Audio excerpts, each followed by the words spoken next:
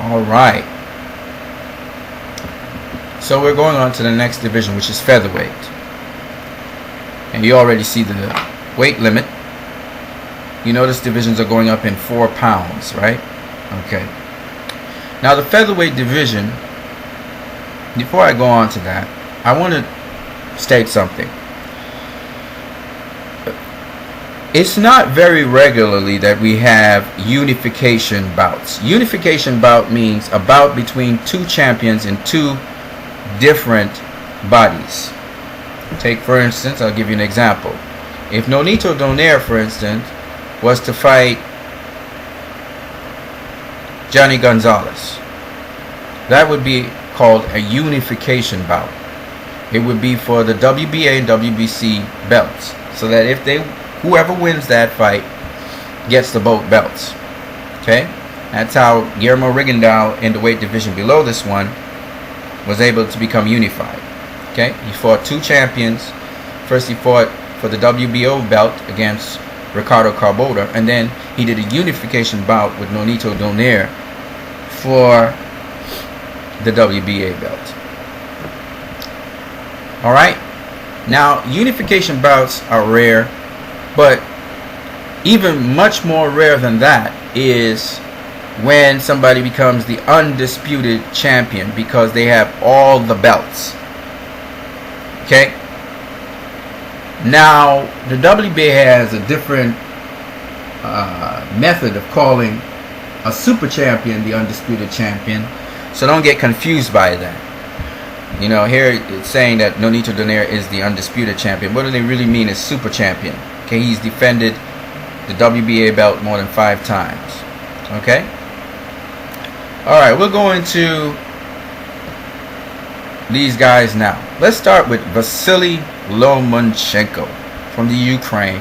I am impressed by this guy. He can box. Vasily Lomachenko can box. I was impressed by his win over Gary Russell Jr., even though Gary Russell was coming back in the latter rounds. Vasily's not one-dimensional. He's very opportunistic, meaning he looks to attack you in key areas. He sets up his shots so beautifully, and he has a pretty good defense. Okay? Vasily Lomachenko, I can't describe how good this kid is. Alright? He's only had 2 pro fights. Yes, he has an extensive amateur career. He's only had 2 pro fights against 2 world champions. Orlando Salido, which you can say was a very close fight. And then he won against Gary Russell Jr., who was the world champion at WBO for a while. And the thing that really impressed me is Gary Russell Jr., he's much faster than Vasily Lomachenko, but Lomachenko was able to scout him out, come inside, go outside, test him, set up his shots, and start to break him down to the body. Vasily Lomachenko was stronger than Gary Russell Jr., but also he was smarter than Gary Russell Jr. He started sniping him, attacking him, landing those little body shots here or there. So I'm highly impressed by Vasily Lomachenko. Very impressed by him. He knows the sweet science, and he's going to go very, very, very far. And he is a legitimate contender for Guillermo Rigondeaux. That's a fight I would love to see Lomachenko fight Guillermo Rigondeaux, because Guillermo Rigondeaux is southpaw, and Rigo is also he's a thinker in there as well. So that would be a great matchup. Of course, Vasily's a little bigger than Guillermo, so Guillermo is really striving to become the undisputed champion at super bantamweight or junior featherweight.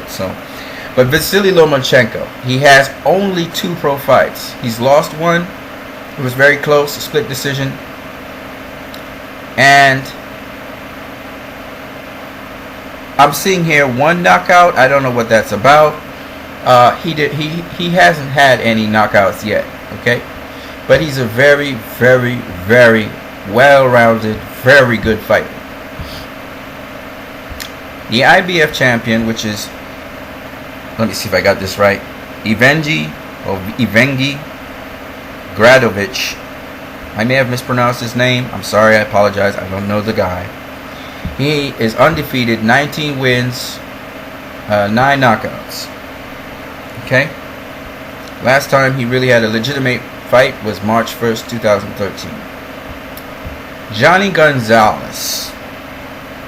He's the guy that knocked out Abner Maris. For those of you who don't know who that is, Johnny Gonzalez is a heavy puncher, and he's a veteran fighter. He's had 56 wins under his belt, 8 defeats, 47 wins by knockout. His last great win was against Abner Maris, August 24, 2013, and it was a great win. Okay, he set up Abner Maris. Abner Maris was looking for the shot to the body, and Johnny caught him with a left hook to the head. It's beautiful. He's the WBC champion. The WBA champion is Nonito Donaire.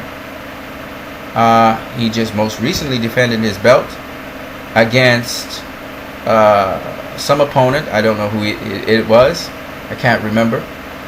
But I can't remember where it was either. But that person was the #1 contender, and he defended his belt, did very well. He has 33 wins, 2 losses, 21 knockouts.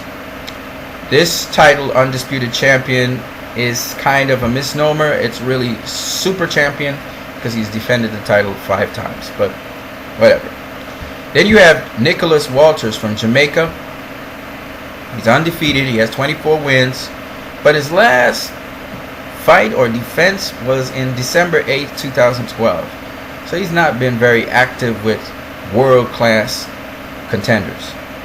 And the other one is Jesus Marcelo Andres Cuellar.